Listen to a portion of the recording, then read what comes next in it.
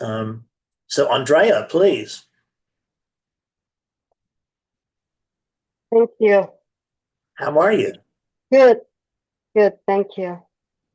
Um, so about change, I I noticed in my experience two kinds of changes.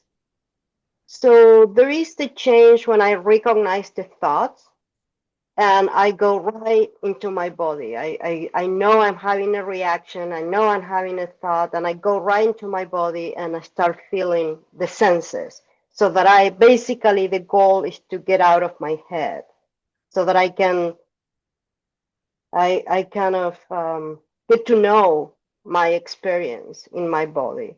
And then there is the other kind of change, which is that when I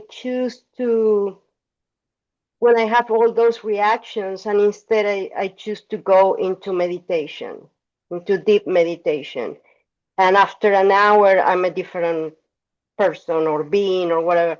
So my question is how to balance those two things, right? Knowing that I am reacting, that I'm in my thoughts, and then deciding to go into my body senses, or shifting that energy directly and going into meditation. I've got no suggestions. I think that sounds perfect. Just do that, and you will find it happens quicker and quicker and more naturally. So they're really the what will change there probably. I can't tell the future, but probably what will change will be the sense of you're making a decision to go into meditation. It will just happen, and you'll just notice you've got your eyes closed, or you've taken on a certain stance. Um, it because that's that sanding process. We go from I don't have to make decisions to be a nicer guy than I was. I still have to make a decision to be really nice, I guess. I don't know. I don't mean to chop myself up quite so badly here, but it's easier to chop it than it is to defend it. Um, but if as we allow these things, it becomes more and more of the new habit, and it's new conditioning. And enlightenment is always about right now.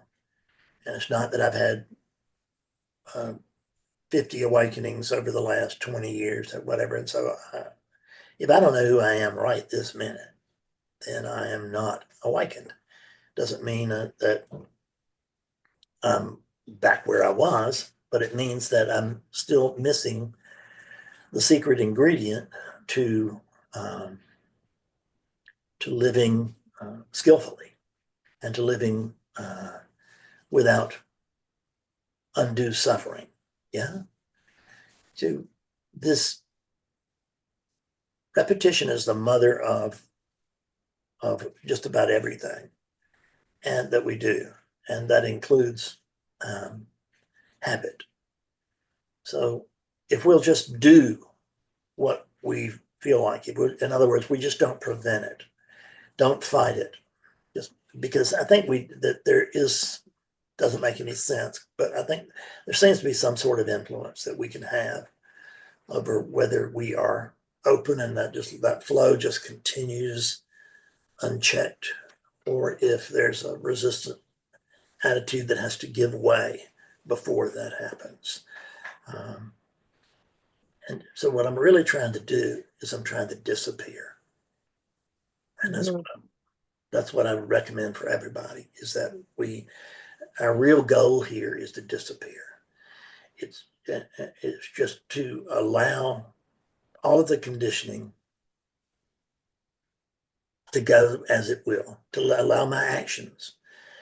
Um, Taoism is very, very good about this, and about stressing that allowing the Tao to work through you. Now, there's a little identification in that, it feels like, but I don't think that mean it that way.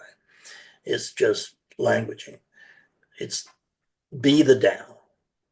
And if you're being the Tao, you can't be an individual at the same time. You can't speak as an individual when you're living as the Tao. And you're consciously, you're always living as the Tao. There's nothing but the Tao. But there's quite a difference in living, in being lived consciously or being lived unconsciously. I really enjoy being lived consciously. And I don't have a lot of pushback on that anymore. Anything else? No, I think you answered my question. Good. Great. Thank you, Andrea. I appreciate that Thank very you. much. Yeah. Thank you. Yeah.